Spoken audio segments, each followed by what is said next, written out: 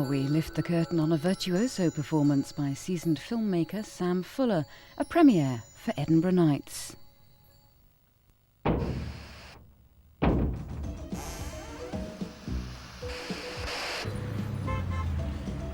This production was shot entirely on location in Edinburgh, city of Deacon Brodie, Robert Louis Stevenson, and Sir Arthur Conan Doyle.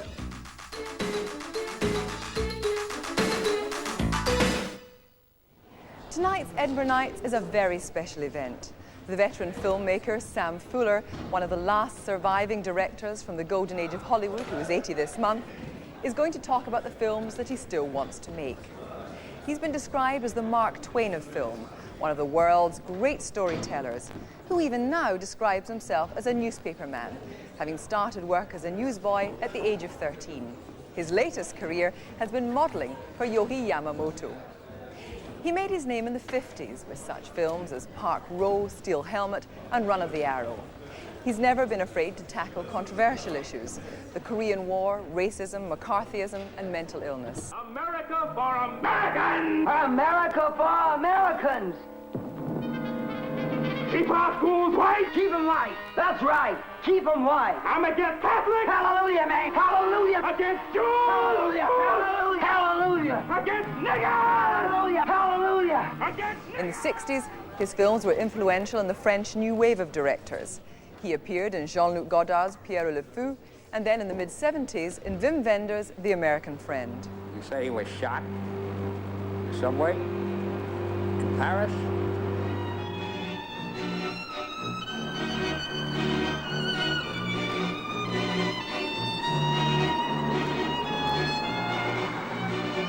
Fuller's ability to talk a picture is legendary.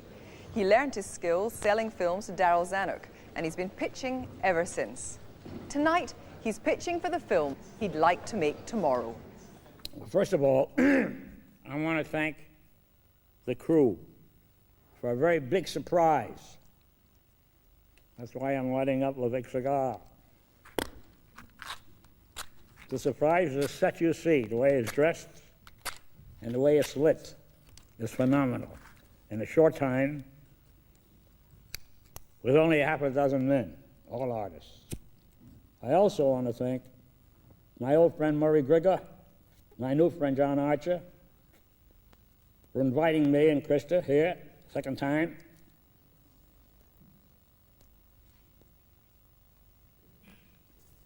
And only giving me this cigar, which is a big cigar called Romeo and Juliet Churchill. Now, they don't know what I'm going to talk about, and they're doing this blind, which is the way I like it. I was shocked. I heard about the Dutch that was going to be here. I didn't know about Roll Top over there. I had no idea that this Confederate flag would be here, Confederate hat, and Abe Lincoln. Never. Now, I know when I have a story turned down, I know damn well there's a reason. And generally, when they don't like it, I am surprised, but not much, because even while I'm writing it, there's always that ebb tide licking in under my damn hair, that there's going to be a problem. About 40 years ago, this story was turned down by all the majors because they thought it was disrespectful to the United States, and especially disrespectful to Abraham Lincoln. I thought it was time for this kind of a story to be told because it's timely. It's got nothing to do with just an election. It has everything to do with censorship of humor or sex. I have no censorship in me at all. If I don't like it, I don't see it. I don't buy a ticket or I don't see it. If I think it's too sexy, it's up to me to say it's too sexy. If I think it's not sexy enough, it's up to me. The lusty days, that's the American Civil War, where this banana head lost to this giant head.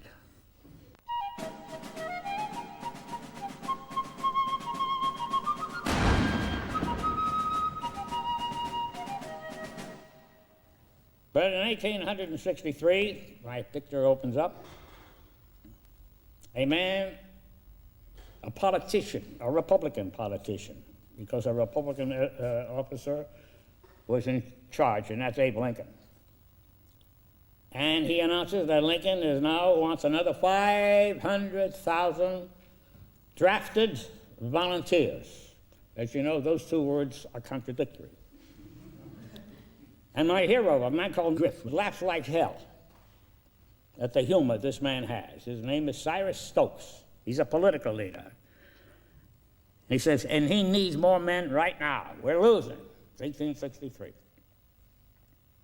And Griff stands up, he's standing up, he waves, and he says, hooray for Abe Lincoln. All you son of a bitches go in the courthouse now and sign up. And he's mobbed, he's hit, he's kicked, he's saved. Some people grab him, some cops are there. And he says, wait a minute. And the guy said, why the hell don't you run over to the damn courthouse and enlist, you son of a bitch, making a big speech? He says, you're right. And it hit him. You are right. I'm going to do it right now. I'm going to go to that courthouse. And they watch him. And he goes to the courthouse. And the judge is sentencing a vagrant who maybe beat up his wife and kid and a drunk. And there are 6 other vagrants, bums, panhandlers, parasites. He's going to give him 6 months to a year in the hoosegow. And Griff says, Your Honor, I'll pay his fine. And the judge says, just a minute, Griff. You've been very kind releasing all these bums and paying for them and getting them jobs, feeding them. We don't know how to thank you. He said, that's not important. The thing that every human being must have a chance to live. Every human being has a right after birth to get a chance to exist. And you are not helping them exist. I'll pay fines for all of them. And he pays the fine, goes out to the back, gets into a big red van, V-A-N, big van, 2 white horses. Puts them in there, and lickety-split, rides down to the bar A, to the alley office entrance. And it's called Rescue Mission. Supervised by Griff. That's this man. He loves humanity. And he brings him into the back room, and he goes into the front room, and there is a young dandy waiting for him. And this guy's assistant says, he's been 20 minutes waiting for you. And the guy says, are you Griff? He says, yep. I want to buy a substitute. He sizes him up. This man, you will find later on, is one of the most wonderful mercenaries I have ever written about. And love him. I'll always love him. And he smells money on this man. He says, all right, $1,500. And the man says, well, he says, $2,000. The man says, I only have $1,500 on me. And he takes out a watch out of the vest with the chain. And he opens it, and the glass falls. And he catches the glass. But he looks at the photo. He says, this is Cyrus Stokes and his wife and that little boy. Is that you? And you lied to me. Your father's the biggest goddamn political son of a bitch racketeer man in the United States. Now I'm going to take this watch to make up for the money. Remember, now get out of here. But before you go, you're going to take a substitute. He opens the door and he says, send in that first guy. And there's this bum. And he gives the bum $300. He says, you are now substituting for this man in the Civil War. That's the law, passed by Lincoln. But the law means that if you are supporting your mother or family, you must have a relative who is unemployed. And he gets the $300. And he goes as your substitute to fight the South. That's the law. Now he says to the man who just bought this man, wait outside in your carriage. And he says to this bum who's so grateful, he says, this $300 will pay for food for 3 weeks, 6 weeks. I got a big family. He says, forget that. You go and enlist in the United States Army. You go right down to the regiment right now. There's the barracks. You wait until they put a uniform on you, and when they send you off to fight desert, you come right back to me, I'll sell you again, and I'll make another $300. I've sold the same guy maybe 20, 30 times in this war. Don't get hurt now. Don't get hurt. Don't fight. I don't believe in violence. That's the story. Now, Griffith's very good. It's coming along now. He got a lot of money. He has a secret little wooden box in the back of his office. He has all his money in cash. And he's going to come out of this war a very rich man. When a woman runs in, she says, "That's the son of a bitch." See? And a torch is thrown right at him, and he runs. And as he runs, he sees his effigy burning from the lamps of the Bowery, downtown New York. And his effigy, Griff, with his cap, his derby, and his cigar. And he's burning, and they want to hang him. And they catch him, and they noose him, and they drag him. And that's the beginning of the action of the picture called The Lusty Days. Now, the orphanage has been burned down. The draft office is burned down. The police station is burned down. Everything, they all say, hang Griff. And they have a chant as they go through, rich men's money, poor men's blood. Rich men's money, poor men's blood. And it gets louder and louder. And everyone they see, they'll smash. But they must nail Griff again. They must get him. They're going to hang him. He runs down to the waterfront, and they're running after him. They're even throwing torches at him. Now, you have to use your imagination. I said, you must see it with about 4 cameras of a run of this man burning all over lower New York City. And they grab him. They do grab him, and they said, "Is this the man?" And the woman says, "Yes. He sold my husband a year ago." And she takes the letter, blackboard, and she said, "Here's what Washington sent me. Head blown off by a howitzer, Confederate. This man murdered my husband to make a profit. This is what I want to win." During this speech, he makes another getaway, and there's a ship, a French ship, docked, sailing, sails down. He runs aboard the ship, he runs through the galleys, any place he can find, and they're on the ship. And the ship has got all that noise going like hell. Then they're burning the ship. And he runs into a cabin, and there is the most beautiful girl you ever saw. Woman, young woman. She's trying on something new. Her big trunk is half open. She's figuring out what she's going to wear tonight, what she's going to do and all that.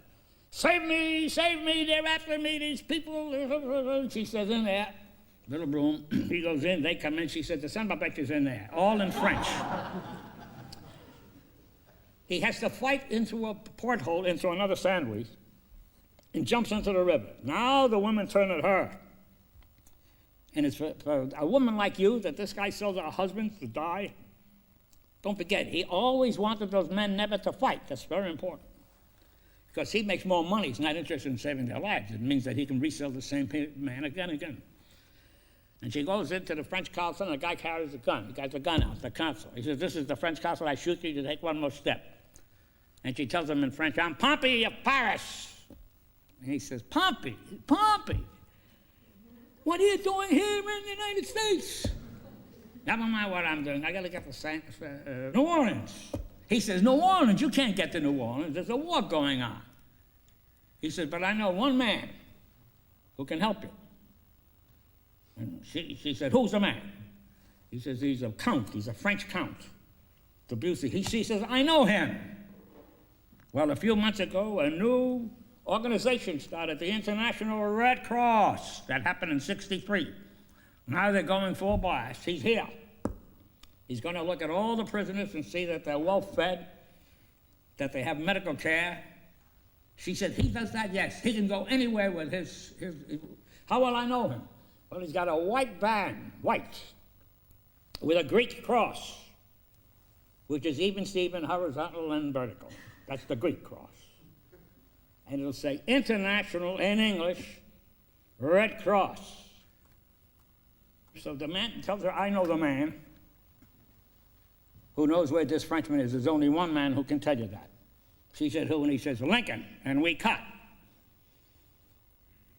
And the grip is going through all the rummage. It's smoke all over the Bowery and the Battery and Chinatown in New York.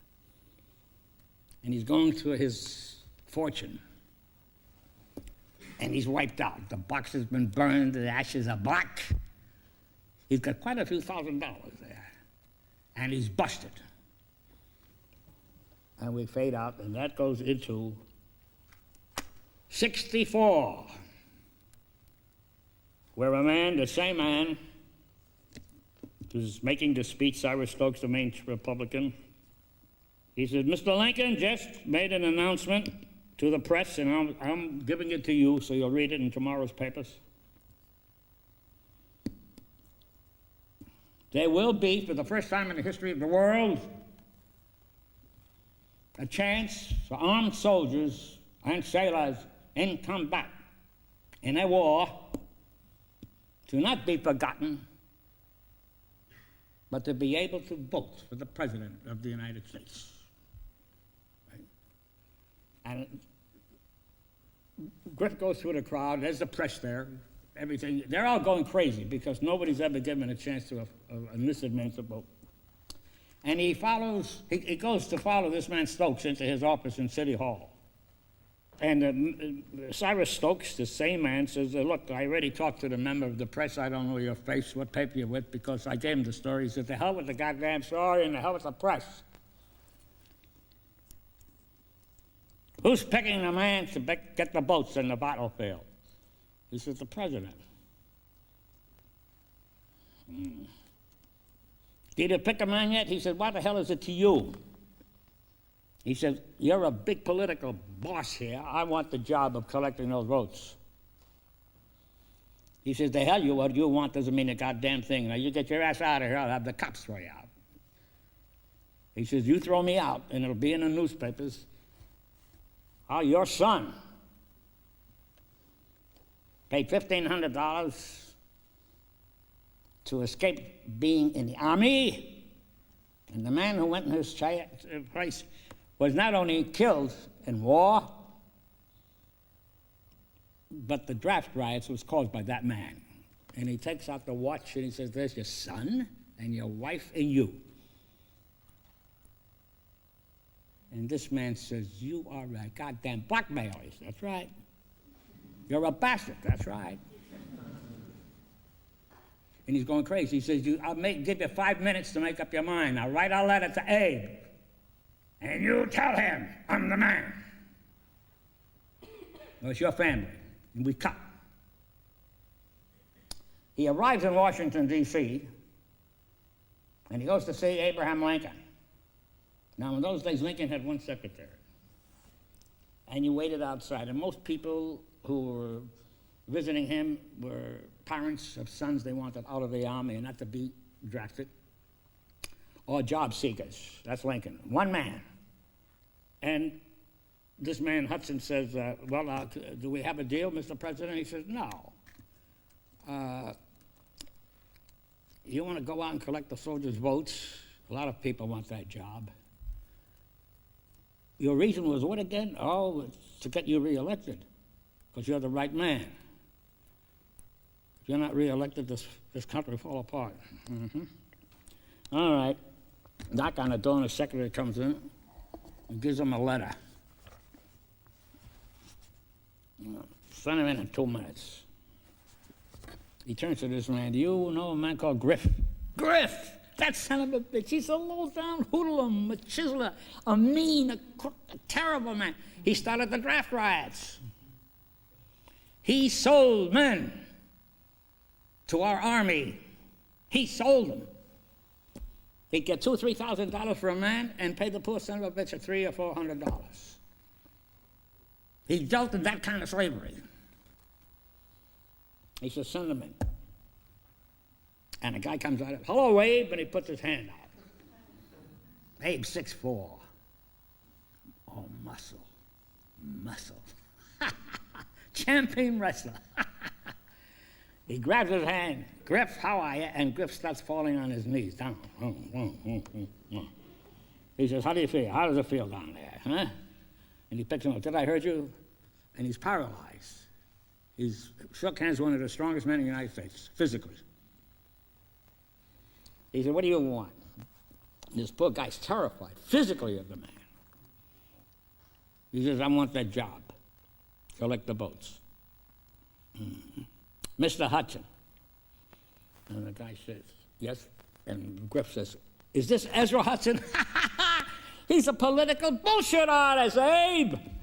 He's only using you while you're in. If you change parties, he change parties. Oh, come on, get rid of this bastard. He's a parasite. His papa's a parasite. All the Hudsons are parasites. And Lincoln said, you wait outside. He says to Griff, tell me, how did you get this letter from Cyrus Stokes? Recommending you as number one, because he recommended Mr. Hudson first. This is a very rough job and a big job in America. And he says, well, I blackmailed the son of a bitch. How? Well, I sold his son. There it is. There's the goddamn watch. You didn't have enough money. How much you get from him? $2,000. $1,500 cash in this. And you paid an ordinary man to replace him on the battlefield? Yes, sir.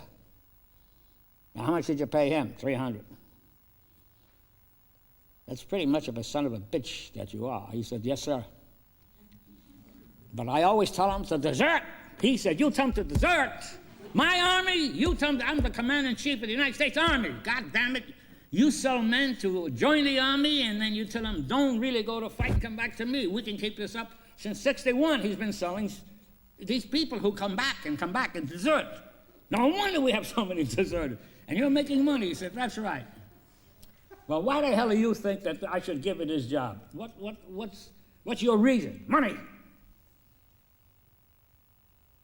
You don't give a damn who's in the White House? He said, hey, I don't care if a bamboo is in there. I don't care if P.T. Barnum is in the White House. I don't give a goddamn if Jenny Lind is running the goddamn country. I need loot. I was burned out by the son of a bitches with the draft bribe. He said, the only reason you are interested, he said, no, I'm not interested in politics. Not a little bit, no. Not an inch, no. Not an ounce. You don't feel anything, no. I don't give a goddamn about you, and this doesn't mean a goddamn thing to me. I'm a happy man when I have money. And when I have money, you'll be surprised at my personality. So it's an empty stomach, he says, that's it. He said, all right, Biff, I'm going to give you the job. Fencer's a name. There's thousands of men you've got to contact. You go by regiment, battalions, and divisions. Go over Floatensville into Pennsylvania and the Dakotas. You go into Idaho and Iowa, but first I want you to hit the goddamn Atlantic seaboard. Because our number one troops and in strength are in the Atlantic seaboard. That's it. Biff says, fine. He opens the door to leave, and he's whacked right in the face. Wham! And there is Pompey, dressed to kill, with the ambassador of France, and she starts to beat the hell out of him. And he starts running behind Mr. Lincoln.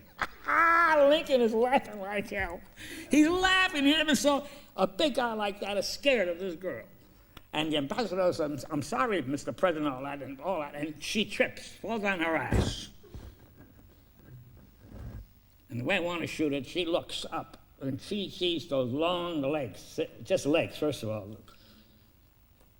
First the shoes, then the legs. I know exactly what to do with those shoes. And when it goes up, just the skinniest giant you've ever seen in your life, sitting. He hasn't stood up yet. And when he does, he stands up, and now he goes into the clouds, which is the ceiling. That's all it is. And she realizes, and she sees the man's face, and she apologizes, and he picks her up. He says, what the hell, what are you doing here? And you, Mr. Ambassador, what do you want? Now, you better make sure this is good and clean and quick. She'll talk. I am looking for the Red Cross. And there's a Frenchman, he says, I know who you mean. Debussy, he's a count. The consul told me that only you know where he is. He said the consul was right. He's in Fredericksburg, in the hotel. She thanks him, and he says, wait a minute, what are you, an actress or something? Because you said you have to get to New Orleans. An actress, you're going to be in the Ford Theater? There's a play coming. No, not in that kind of a theater. Alcazar, Paris, I am Pompey. I'm very famous in France, very famous. I am France. What do you do? Can-can. You ever hear it? Yeah, can-can. Can-can. That's a kind of sexy dance, isn't it? 100%. Let me see it. And he sits down. And the poor ambassador is sweating like hell because he thinks he's going to be fired after all this. He's just thrown out of the country.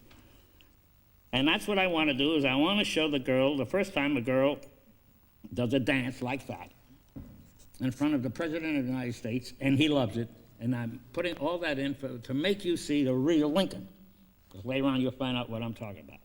Now Griff comes to Fredericksburg, and the United States colonel there calls out the troops. There's a regiment, 15,000 men, and I can fake it in a way where it looks like more than 15,000 to shoot. He says the President of the United States has just authorized the Army to cooperate with the civilian vote getter to vote for president. And I'm supposed to tell you boys, and I'm repeating it now, if you vote for McClellan, the Republican, you'll go home if he wins. You'll go home the next day because he's going to stop the war, and there'll be no victory. And if you vote for Lincoln, you're going to keep fighting until you die and win. And they start voting. They got a big table. Jesus, orderlies all over the place. Tables galore. American flags on the tables. Guards all over the goddamn place. And Griffith's watching it. Each man means 10 cents. There's thousands. This is just one outfit. And 50, 100 men vote right away. All he does is check the man's name, his address, and the ward he comes from, which is called the neighborhood. He takes a ballot, puts it in a great canvas sack. But the majority of the men pass. They walk past him. And he says to the colonel, hey, what's the matter with these bastards? Are they crazy? They're not voting. He says, what the hell country do you think you're living in? This is U.S., you stupid son of a bitch. You can't force anybody to vote. That's why we had a revolution. You can't force anybody to do anything. But he says, my votes. Oh, the hell with your votes. I did my job. Oh, he said, okay, the hell with you. And he goes to the bartender, big saloon in the Fredericksburg Hotel. That's the hotel Lincoln told the girl the International Red Cross man will be in. And he makes a deal for a shot of whiskey, which is 10 cents. It costs him 4. And now he starts putting up signs all around.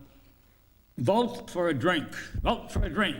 Get a free drink. Get a bourbon, a rye, anything you want, scotch. Vote. And the people begin to vote. And they crowd the goddamn saloon. They line up outside the street. And the colonel comes in. Stop everything, and all you guys, get your asses out of here right now. Yes, sir, right now.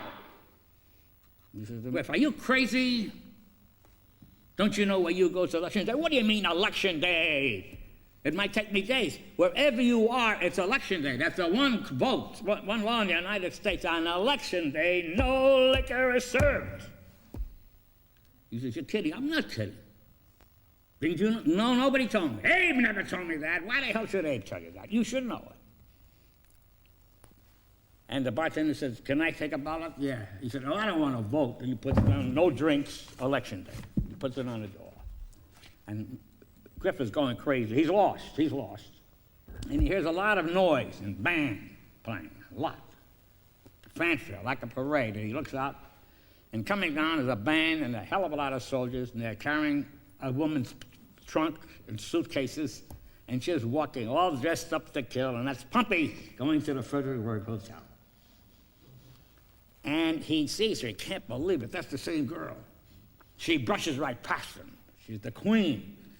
Now, there's several hundred men escorting her. These soldiers, Jesus, guys, they haven't seen anything that looked like, they knew she's from Europe. And she goes into the hotel lobby, and the clerk gives her the bad news that Lecomte, the Bussy, is gone. And she said, do you have any idea where he is? No, I really don't know. And she's downfall. She's crestfallen. She's lost. She's stuck.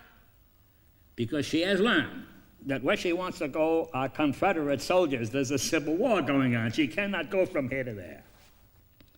She turns to the men, is there anybody who can help me? They said, yes, no, not that way. No sex, no sex, no sex. I want to be helped. Now, how the hell can I cross the damn lines? I got a date. It's getting close in New Orleans. The colonel says, you're out of luck, miss. What's your name? She says, Pompey, you're just out of luck. No luck. We have, since 61, been trying to get there. And you think you can do it? Oh, so they'll shoot the hell out of anybody they see. So a guy says, I'll help you. And she looks, and she remembers that son of a bitch, and again she continues the attack she started in Lincoln's office. And she starts slamming him, and he grabs her, turns her upside down, and carries her into the bar in the hotel. Slams the door and says, now listen, I heard you want to get to New Orleans. I can get you to New Orleans. How? You see this piece of paper? It's signed by A. Lincoln. You saw him in his office. You dance a can-can for me. I'll get you to New Orleans. She said, I'll do anything to get, I don't want to miss that damn date. Now, first helicopter shot, I want the picture. I just want that girl's toes moving, filling the whole screen. The music is gonna be sexy as hell of that time. And when you pull back, there's several thousand people. Behind them is a barbed wire fence, and behind them are other men taking votes, waiting in line, and she puts on a show. She's the first girl to smoke a cigarette, do a strip, and dance the can-can in the United States. Now, this is the real girl. I call her Pompey. A real girl did that. She finds out he's getting paid somehow. And he said, well, I have to pay for expenses. She said, well, everything I do, I get paid for. Now, you want me to perform? You want me to show my ass to these soldiers? I'll do it. I don't care. I want money. Well, he says, I'm doing it for my country, Pompey. I'm not doing it for anything else. I'm an American. Don't you understand? She said, you're about as American as I am Jenny Lind, for crying out loud. Look, I watched you, and you're a crook. You're a mercenary. He says, you're damn right I'm a mercenary. You got anything against it? No. He says, I'm a mercenary too. You got anything against it? No. So you go ahead. All right. He said, I'll figure out what I wanted to give you. And they go to they hit a bivouac, and it's a battalion, mixed cavalry, mixed infantry, and they're all playing cards. And he sees these guys playing with Confederate money. That's the first time he sees it. And it's $500, and then this is $5,000. He says, where'd you get that? We captured these guys. Anyway, we played with them, and we got, for a cigar, they gave us $50,000. The other guy, one guy gave me $10,000 for a cigar. Prisoners. So he takes the money. And he comes back to her, and she's washing his clothes. Now, she's falling in love with him slowly, but she won't let him know it. And I forgot, every time they have an affair, this is no big kissing lips on the screen. I don't mind that. That's your picture, not mine. The minute they have sex, there's a typhoon, wham, there's an earthquake, wham, there's another thunderstorm. Everything that happens bad in nature takes place when they stop to have fun. That's important. And they love it. And they ignore what's going on outside that van. The horses are going crazy. The van wants to tip over while they're in action. The thing is that it's an enjoyable thing because it's a lusty area. It's a lusty period and it's a lusty day. And little by little, he's falling for her, but not too much. Not too much. She falls first. She does fall first. For her to wash his clothes is something's beneath her. Very much beneath her. Well, she says, well, you haven't given me any money. She says, well, here. He says, this is $5,000. That's in advance. And a man, a courier, on a horse stops Griff. He says, get off the road. Now there's a train coming of ammo. It'll stop for nothing. And you hear that thunder coming, and they pass. All filled with dust. You can't see the wagon. You can't see Griff. You can't see Pompey. They go down the side. And she says, I'll tell you how to stop them. And she stands in the water, almost as high, nude. And she does this as the horses are coming right at her. And she says, Rick the horse this way and that way. They smash into each other. They don't hit her. Smash into each other. Ruin. Shells all over the goddamn place. Ammunition. The whole damn area is filled with a lot of equipment. They go and go and go, and they find nothing. There's a big battle. Big battle. And there's an old black soldier. And he's alone. He says, listen, you hungry? Yeah. Here's some food. What happened here? Big fight. Big fight. And they're waiting for equipment that never came. Who's they? They're waiting for equipment that never came. And he looks at the girl. Jesus Christ. So the girl is watching this black man. He's got a little fire going, like, and she sees him peel off a bill. The fire is dying. And he puts $10,000 bill, $1,000 bill, Confederate money, makes a fire and puts it under it, and she gets closer and closer. And this guy's dying, and here she is burning. He is burning, no wood there, a twig or two. He's burning money at night to try to cook over it, burning money. And she says, Griff, you son of a bitch. You bastard, see. And she says, are you crazy enough? He says, nothing. What, nothing? Nothing. And I know nothing about the people over here, see. So that's the break between them. And she has to stay with him, but she's going to get rid of him as soon as she can. And he says, the hell with these guys. I got to deliver the votes. Because it's now 60 grand and 10. That's $70,000, honey. I'll give you a couple of dollars in union money, too. Don't worry. But I'll get you. I'll get you to New Orleans. The next scene is the end of the picture. He's in City Hall. And that same man, Cyrus Stokes, is making a speech about what it means to be a hero, especially a hero in a war, and especially a hero for his country, and especially a real hero. And this bag, this burned bag, carries the votes. There are not many, almost 7,000. But those 7,000 swung the Empire State. This is true now. That's what gave me the whole idea of the movie. And the Empire State swept the North. And there's some odd 7 or 60,900 votes in this sack. Got Lincoln re-elected president of the United States. And he mutters, all through your ass. Now, wait a minute. Because that's the story. And to show his contempt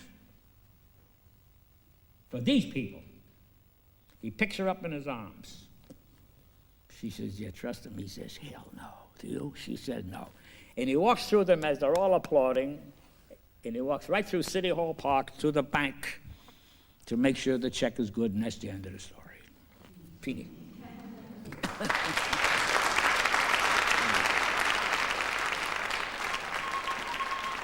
It should not look like this is done in pieces.